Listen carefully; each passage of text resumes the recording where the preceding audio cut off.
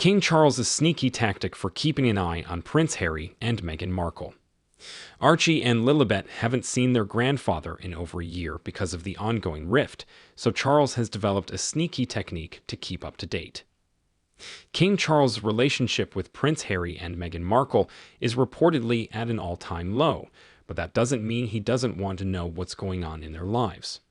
Since moving to California, interactions between the three have been few and far between. It's believed that Harry and Meghan did not make a pit stop in the UK to visit Charles after their trip to Germany for the Invictus Games and have this week been in New York for Archewell's first major event to mark World Mental Health Day. There has been so much distance between the three that it's reported grandchildren Archie and Lilibet haven't seen their grandfather in over a year.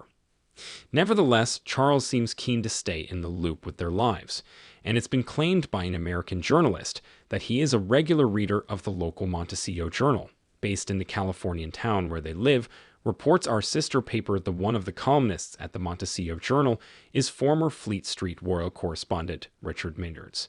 He regularly writes gossip pieces on the couple, using his extensive network of sources. It was his colleague, Eileen White-Reed, who wrote a letter to the editor saying readers of the journal are a group that includes, according to columnist Richard Minyards, England's King Charles I. The comments come as there is no sign of reconciliation between Harry and Meghan and the rest of the firm after the pair stepped down as senior royals in 2020. Since then, Harry's memoir Spare has created more shockwaves and further added to tensions after he revealed intimate details about the family. The book included comments about Camilla, a fight with William, and how Harry lost his virginity in a series of explosive claims. Cyber attack on royal family's website earned Russia bragging rights in calculated move. The Russian hackers' move to take down the royal family's website was not used as a smokescreen, experts claim, as they pinpoint key reasons for the attack. The cyber attack, which took the royal family's official website down for over an hour, was a deliberate attack and was not used as a smokescreen, according to security experts. On Sunday morning, October 1, Royal.uk was down for more than an hour as Russian hackers Killmilk claimed responsibility. Killmilk, often described as a Russian hacktivist, is the leader of the Russian DDoS collective Killnet. And now security experts claim this was a deliberate attack on the royal website, with the perpetrator possibly wanting to send a message. Guy Golan, CEO and founder of Performanta, said the signs of the attack all seem to point to Russia. They told Express.co.uk, first, the relationship between the UK and Russia obviously isn't in a good state. Secondly, the modus operandi of the attack, namely DDoS, is commonly used by Russian-backed cyber attackers. But what's also important to note here is that it is an attack on the royal family.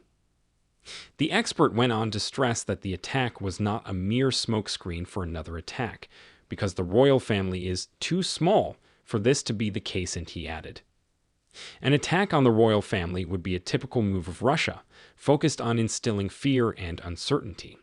They understand that anything royal is newsworthy, and any form of attack here would hit the very foundations upon which the UK is built. The expert said Russia's culture and perspective is to cause unease. Derek Michelson, field CISO at Checkpoint Software, agreed on the fact this was a deliberate attack and said, it is always difficult to distinguish between nation-state sponsored or simple disruptive attacks. Royal websites, along with government websites, are high-profile targets and deliver bragging rights when they are successfully taken offline.